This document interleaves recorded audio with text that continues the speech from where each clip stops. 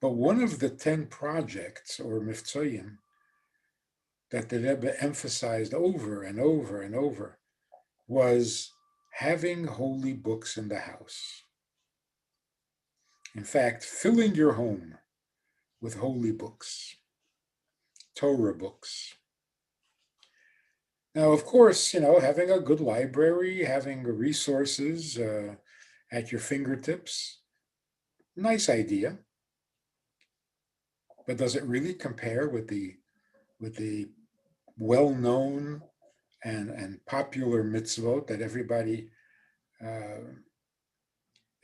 is taught from childhood?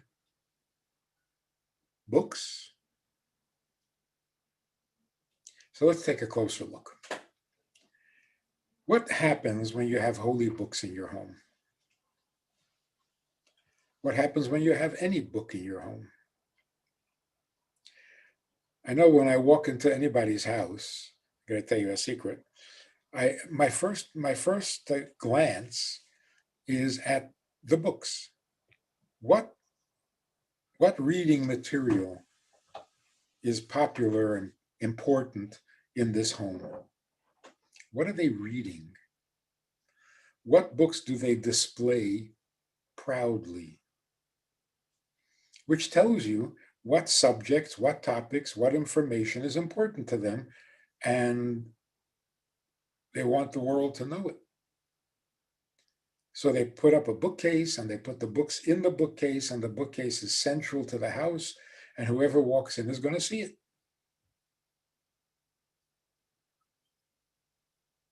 It tells you a lot about the person. I mean, obviously, if you see many scientific texts, you know where this person's head is. If you see many gardening magazines and books, that's a different kind of person. So I guess in a way, having Jewish books or holy books in the home identifies you as an interested or involved Jew. So it gives you an identification, an identity, which is always good, to make your identity more public, more visible. It strengthens your identity. It reinforces it. So by putting holy books up on your bookcase or anywhere in the home, you're making a strong statement, which is similar to the mezuzah, right? You put a mezuzah on your door, you're telling the world, a Jew lives here. This is a Jewish home. Very strong. But then you go into the home. You say, okay, it's a Jewish home. But what happens in this Jewish home? Or how do these Jews practice their Judaism? How do they express their Jewishness? You see the books, it tells you a lot. If there are a lot of Talmudic volumes, this person has studied the finer print.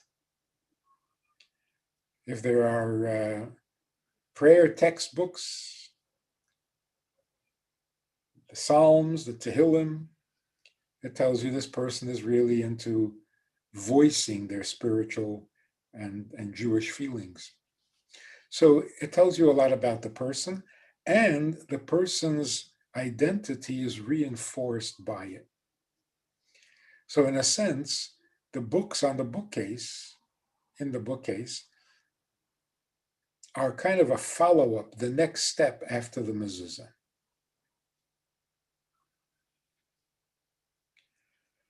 When you have books sitting on the shelf, it's a pretty safe bet that you're going to read them. You have a moment, you have some free time, you want to learn something new, you'll reach for the book on the shelf. So having the Jewish books there not only identifies you, but also facilitates study.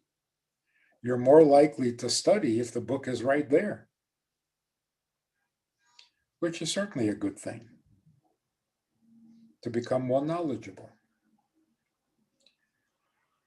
Also, knowing who the author is, that's powerful. Having someone's book in your home is like having the person there. In fact, the distilled best part of the person. Because every writer puts the best of himself, his his most his most precious thoughts, his favorite subject, his area of expertise, he puts it all into that book. So you have the essence of the author very much present in your home. That's inspiring. Just walking past the bookcase, knowing that this book was written by King David, and this book was written by King Solomon, and this book was written by the sages who composed prayers for everybody. It's sobering. It's almost like you got to be on your best behavior if King David is there, if King Solomon is there. So having them, inviting them into your home is also a very powerful aura. It makes a very powerful environment. And it ennobles. It ennobles the home. I mean, consider, what do teenagers hang on their walls in their bedrooms? Pictures of actors or actresses, sports heroes, animals. Not ennobling at all. In fact, dangerously depressing. These are our heroes. These are our role models. Not so good. Not so good. So from the negative effects that displaying the wrong things in your home, creating the wrong atmosphere, we can imagine the power of the positive atmosphere that holy books create. Now, there are mitzvahs, practices, among the 10 that the Rebbe suggested, that are very active, time-consuming, engaging. You got to be committed. Like giving charity, one of the big ones, right? But giving charity doesn't mean if and when somebody comes and asks for a donation. Giving charity means looking for opportunities to give charity, to share your wealth, right? Or simply to feed the hungry. So it's a active and demanding project. You can't do it in your sleep. But having holy books in the home, once you install the books, it's done. The books take over. You did your share by getting the books and by displaying them. Now, the books generate the positive energy, the positive vibe for the home, even while you're sleeping. So, how important is positive energy? A positive energy that you could not produce yourself. And that's why, we turn to holier, greater, more knowledgeable authors and have them be present and create the atmosphere. Because if I try to do it myself, it might backfire. For example, I have the writings of King David, the Psalms. beautiful, godly, poetic sentiments. Imagine if I start spouting my poetry, my sentiments, in an attempt to inspire my family, my children. I can imagine that after 10 minutes, they're ready to run away from home. Unless I am King Solomon or King David. So I tried to give wisdom to my family like King Solomon. I don't know how well it's going to work.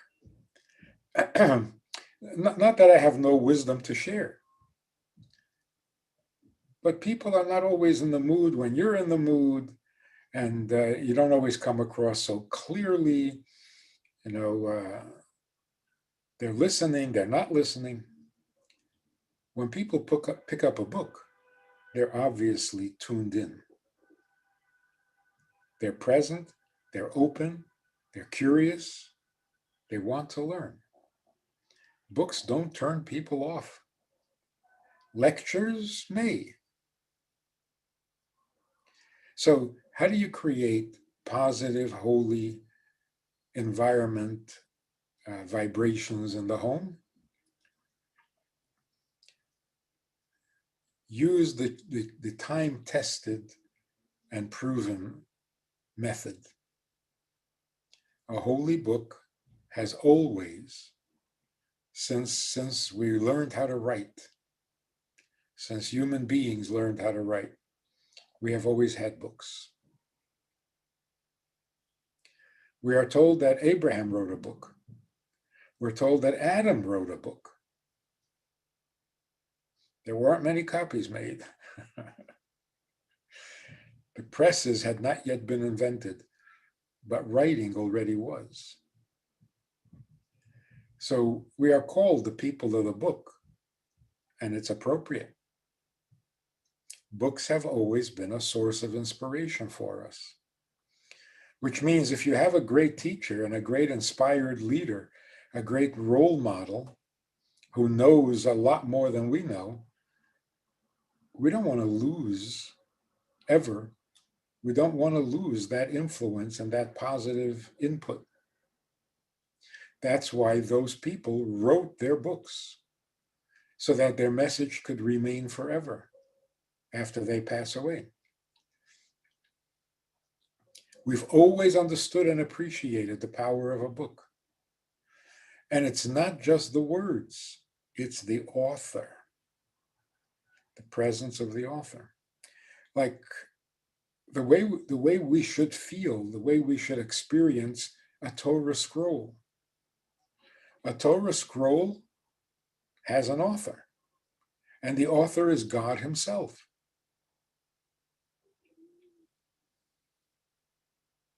And that's why in the presence of a Torah scroll, we are keenly aware of the author. God is present where his Torah is present, like an author is present where his book is present.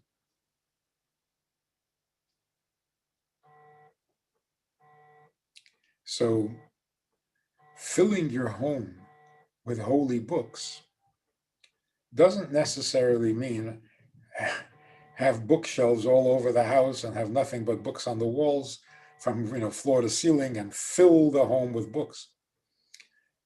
It means the influence of the holy books will fill the home. It will change the atmosphere and bring a positivity, a nobility, a gracefulness. What is the importance of positive energy? Positive energy is as necessary to the universe as time and space, as air. The universe is not a universe without wisdom. We underestimate, we have a very short-sighted view of nature. Nature is not dead. Nature is not mechanical. Recently, scientists discovered that the physical object that you're working with or are using will actually change because you are using it, because you are present. The presence of a conscious human being changes the makeup of nature. The atom and its components behave differently in the presence of a conscious human being. And that's because God created the world with a plan. There is thought in nature. And that thought is essential to the reality of nature. I don't know if it's a good example, but you read an article. Somebody wrote an article. You can tell immediately, was this just scribbled down on the spur of the moment? Or has a lot of thought gone into this? You can tell. It reads differently. It's written differently. The words arrange themselves differently when there is real thought behind it. So the words themselves, which are kind of just dead ink on paper, has a life to it. And that life is the thought that the author put into it. So you can say a book is made up of three elements: the ink, the paper, and the thought. And the thought is not additional, it's essential. When God creates the world with a purpose, and God creates the world with thought, as the expression in Kabbalah is used, when the thought of creating the world arose in God's mind, there was a lot of thought. And the Torah represents that thought. It's God's blueprint. God wants the seventh day to be holy, so he creates the world in 6 days. See, the thought affected the nature of the world. It's a 6-day creation, not a 1-day creation, which of course could have been possible. But it's a 6-day creation because there's an idea behind it, there's an intention, there's a thought. So every physical object is the product of a thought. God created nothing in this world without a thoughtful purpose behind it. And so there's a life to the universe. It's not just mechanical. And that's why your positive energy, your thoughtfulness, your input can actually change the physical makeup of a physical object. Positive thinking does produce positive results. Not just in your own mood, which of course, positive thinking will put you in a positive mood, but something more miraculous. It makes all the objects, all the physical stuff in your environment, it changes them. So positive energy is like oxygen. There's no life without it. It's like atoms. There's no existence without them. There is no existence and there is no life without wisdom, without thoughtfulness. God created the world thoughtfully. And that's what is expressed in every holy book. Every holy book brings God's thoughts of creation to the surface. In simple language, what is more essential to the existence of the universe? How it was created or why it was created? Let's think about that for a minute. What's more important, how you build a car or why you build a car. A good business, in recent times, it was discovered, if you have a good reason for producing a product, it will make you very rich. If you simply have a good method for producing a product, you'll be a little rich. The why is more essential than the how. Practically speaking, if you have a why, you'll find a how. That's just commentary. Once you have a why, in other words, once something is important and meaningful, you'll find a way. If the universe is important to God, how will he create it? How? He'll find a way. And if one way doesn't work, he use another way. So there's the point. If there's a good why to a project, then there are many ways that you can make it happen. There are many how to one why. If you can't do it one way, you do it another way. But it has to happen because you have a good why. The why is powerful. It motivates creation and it certainly informs creation. So to think of the universe, just your physical, and I'm not talking about outer space, I'm talking about your immediate universe, your physical surroundings, your home, the physical structure of your home. It's not a lifeless thing. There is meaning and thought in the makeup of the physical object, and that is its life. It is more flexible than we think. It will adjust to your needs if you can express your needs. In other words, the world will be what it is supposed to be if it's clear what's supposed to be. The Torah simply tells us the third ingredient in existence is the thought with which God created it. And that is the most essential of the three. Wouldn't it be good to know what those thoughts were or are? Why did God create a heaven? Why did God create an earth? Why did God create water? Why did God create dry land? Everything has meaning.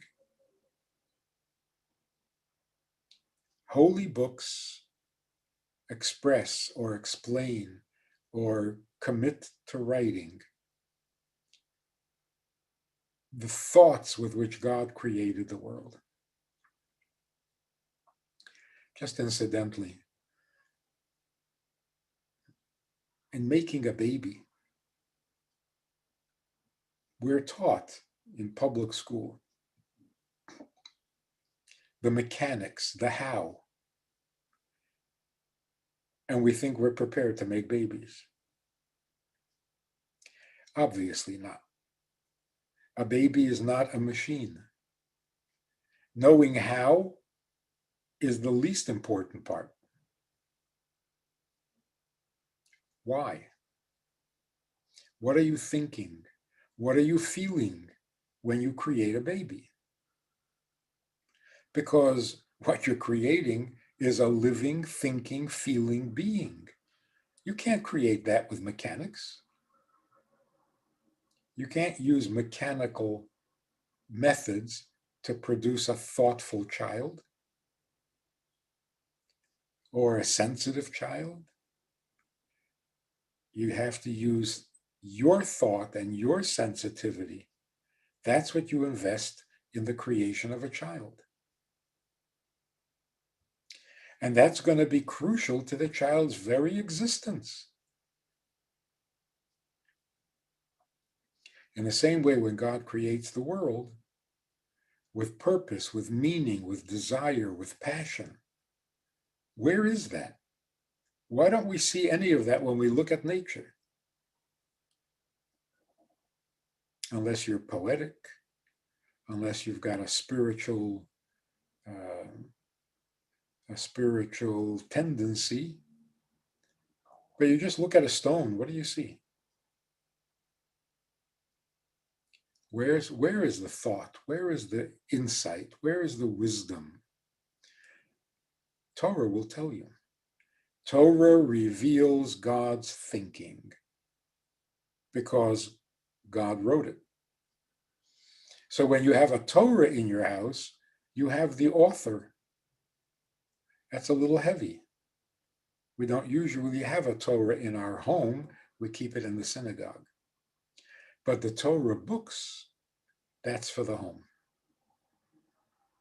So bringing all of that life energy, the why of existence, which is much more powerful than the how. And that's why there should be no conflict between science and religion, science and Torah. Torah tells you why there's a universe. Science is trying to figure out how. Of course, they should not conflict. The why and the how should be in harmony. If, if I want to create a car, but I haven't invented a wheel yet, we're going to have a problem. Because I have a very good intention, I have a very good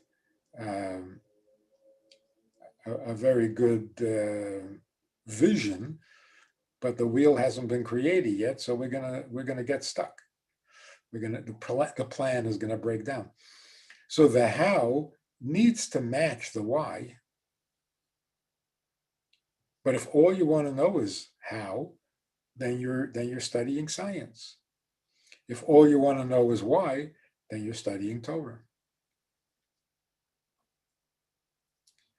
So the significance, the importance, the power of this project among the 10 is not any less important or any less necessary than lighting Shabbos candles or keeping to a kosher diet, having a kosher kitchen. It's the power behind all of existence. And yet there isn't much you need to do. The books and its authors will do it for you. So it's like having great guests in the home who will inspire you, who will teach you wisdom, who will guide you in how to live your life properly according to the plan. It's like having the best tutors in the world right there in your house. There was a chassid, we'll conclude with this. There was a chassid who studied one of the texts of Hasidic teachings, that points out how evil is and how holy holiness is and how to behave and live your life properly and so on. Every time he walked past that book on the shelf, it made him cry. That he wasn't living up to the standards at that. It literally made him cry every time he saw the book. He couldn't bring himself to open it again. But just seeing it made him cry.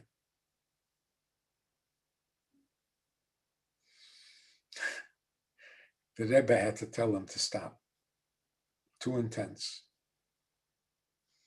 But that's the effect that a book can have. Imagine there's a book that tells you only how great Torah is and how holy a mitzvah is and how every Jew is absolutely essential and the apple of God's eye, and every human being was created for a purpose to serve God because God depends on us. Imagine you have a book like that. Every time you walk by the book and notice it, you're in a better mood.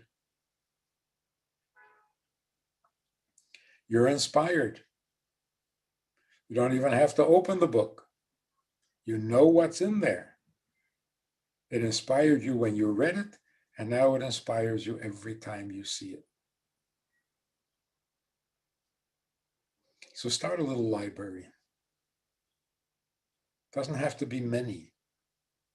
It just has to produce the atmosphere. Let it fill your home like a delicious scent. Put it in a prominent place and make it a conversation piece. People come in, you talk about it. It will enhance your life immeasurably.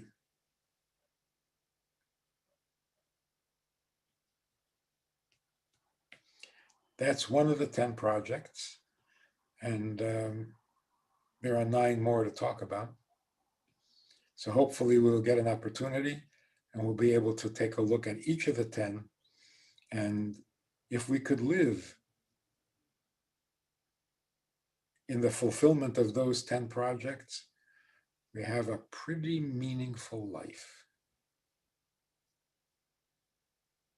And that's good to know.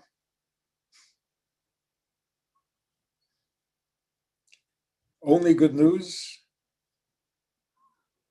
We need good news. There is good news. People are getting better. Don't be fooled by the headlines.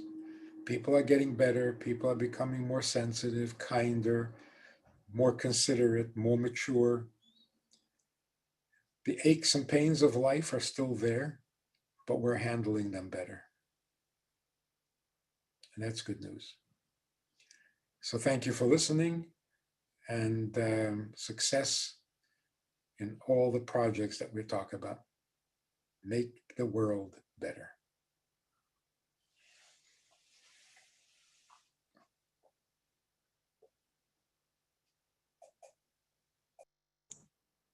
Thank you all so much for joining us. Hope you all have a beautiful, wonderful day.